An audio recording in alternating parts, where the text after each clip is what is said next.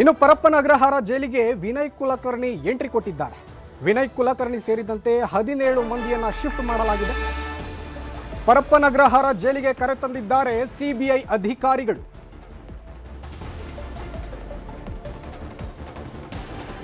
ಪರಪ್ಪನ ಅಗ್ರಹಾರ ಜೈಲಿಗೆ ವಿನಯ್ ಕುಲಕರ್ಣಿ ಎಂಟ್ರಿ ಆಗಿದೆ. ವಿನಯ್ ಕುಲಕರ್ಣಿ ಸೇರಿದಂತೆ 17 ಮಂದಿಯನ್ನ ಇದೀಗ ಶಿಫ್ಟ್ ಮಾಡಲಾಗ್ತಾ ಇದೆ. ಪರಪ್ಪನ ಅಗ್ರಹಾರ ಜೈಲಿಗೆ ಕರೆತಂದಿದ್ದಾರೆ ಸಿಬಿಐ ಅಧಿಕಾರಿಗಳು. ಸಿಆರ್ ವಾಹನದಲ್ಲಿ ಆರೋಪಿಗಳನ್ನು ಕರೆತಂದಿದ್ದಾರೆ ಪೊಲೀಸರು. 17 ದೋಷಿಗಳು ಕ್ವಾರಂಟೈನ್ ಜೈಲಿಗೆ ಶಿಫ್ಟ್ ಆಗಿದ್ದಾರೆ. 17 ಮಂದಿ ದೋಷಿಗಳು ಪರಪ್ಪನ ಅಗ್ರಹಾರ ಜೈಲಿಗೆ ಇದೀಗ ಶಿಫ್ಟ್ ಆಗಿರೋದು ದೃಶ್ಯದಲ್ಲಿ ಗಮನಿಸ್ತಾ ಇರಬಹುದು. ಜೈಲಿಗೆ ಕರೆತಂದಿದ್ದಾರೆ ಸಿಬಿಐ ಅಧಿಕಾರಿಗಳು ದೋಷಿಗಳನ್ನು. ಶಾಸಕ ವಿನಯ್ ಕುಲಕರ್ಣಿ ಸೇರಿದಂತೆ ಒಟ್ಟು 17 ಮಂದಿ ಇದೀಗ ಪರಪ್ಪನ ಅಗ್ರಹಾರ ಕ್ವಾರಂಟೈನ್ ಜೈಲಿಗೆ ರವಾನೆ ಆಗಿದ್ದಾರೆ. ಒಟ್ಟು 17 ಮಂದಿಗೆ ನಾಳೆ ಶಿಕ್ಷೆ ಪ್ರಕಟವಾಗಲಿದೆ.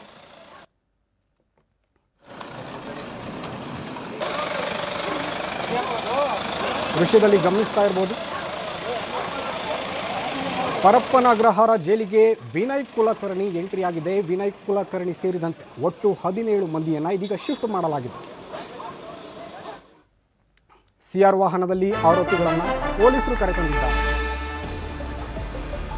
ಧಾರವಾಡ ಯೋಗೀಶ್ ಗೌಡ ಕೊಲೆ ಪ್ರಕರಣ ಆರ್ಮ್ಸ್ ಆಕ್ಟ್ ಅಡಿಯಲ್ಲಿ ಕುಲಕರ್ಣಿ ಸದ್ಯ ಬಚಾವಾಗಿದ್ದಾರೆ. ಟ್ರಯಲ್ ವೇಳೆ ಆರ್ಮ್ಸ್ ಆಕ್ಟ್ ಕೈಬಿಟ್ಟಿದೆ ಕೋರ್ಟ್. ಆರ್ಮ್ಸ್ ಆಕ್ಟ್ ಅಡಿಯಲ್ಲಿ ಚಾರ್ಜ್ ಶೀಟ್ ಮಾಡಿದ್ದ ಸಿಬಿಐ ಇದೀಗ arms act section 358 under section 2529 ಅಡಿಯಲ್ಲಿ ಚಾರ್ಜ್ ಶೀಟ್ ಟ್ರಯಲ್ ವೇಳೆ ಆರ್ಮ್ಸ್ ಆಕ್ಟ್ ಅನ್ನ ಕೈಬಿಟ್ಟಿದೆ ಕೋರ್ಟ್. ಆರ್ಮ್ಸ್ ಆಕ್ಟ್ ಅನ್ನ ಕೋರ್ಟ್ ಕೈಬಿಟ್ಟಿರೋದು ಕೊಲೆ, ಒಳಸಂಚು, ಸಾಕ್ಷ್ಯನಾಶ ಸೆಕ್ಷನ್ಗಳಲ್ಲಿ ದೋಷಿ ಎಂದು ಇದೀಗ ತೀರ್ಪನ್ನು ನೀಡಲಾಗಿದೆ.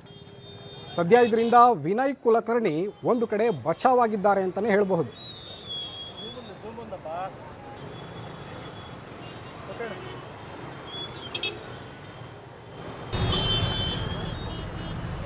ಶಸ್ತ್ರಾಸ್ತ್ರ ಕಾಯ್ದೆ ಅಡಿಯಲ್ಲಿ ಇದೀಗ ಬಚಾವಾಗಿರೋದು ವಿನಯ್.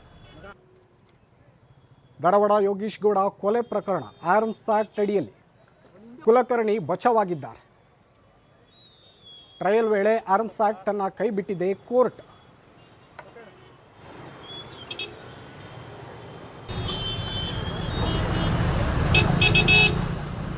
ಆರ್ಮ್ಸ್ ಆಕ್ಟ್ ಅಡಿಯಲ್ಲಿ ಚಾರ್ಜ್ ಶೀಟ್ ಅನ್ನು ಮಾಡಿದ್ರು ಸಿಬಿಐ.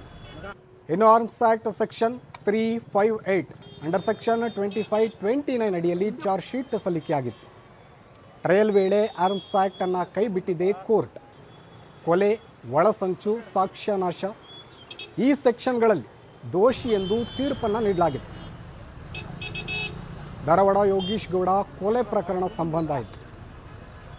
ಇದರಿಂದ ಆರ್ಮ್ಸ್ ಆಕ್ಟ್ ಅಡಿಯಲ್ಲಿ ಕುಲಕರ್ಣಿ ಬಚಾವಾಗಿದ್ದಾರೆ.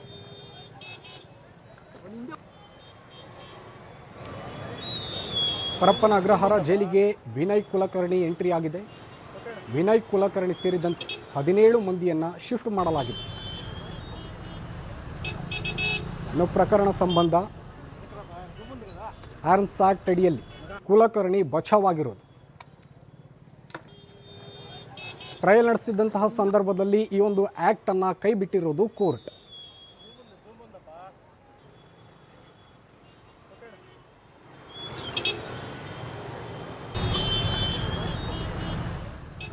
ಈ ಬಗ್ಗೆ ಹೆಚ್ಚಿನ ಡೀಟೇಲ್ಸ್ ನೀಡ್ತಾರೆ ನಮ್ಮ ಪ್ರತಿನಿಧಿ ಮುನಿರಾಜು. ಫೋನ್ ಸಂಪರ್ಕದಲ್ಲಿ ಜಾಯ್ನ್ ಆಗಿದ್ದಾರೆ. ಮುನಿರಾಜು, ಒಟ್ಟು 17 ಮಂದಿ ಆರೋಪಿಗಳಿಗೆ ನಾಳೆ ಶಿಕ್ಷೆ ಪ್ರಕಟವಾಗಲಿದೆ. ಇನ್ನು ವಿನಯ್ ಕುಲಕರ್ಣಿಯ ಮುಂದಿನ ಕಾನೂನಾತ್ಮಕವಾಗಿರುವಂತಹ ನಡೆ ಹೇಗಿರುತ್ತೆ?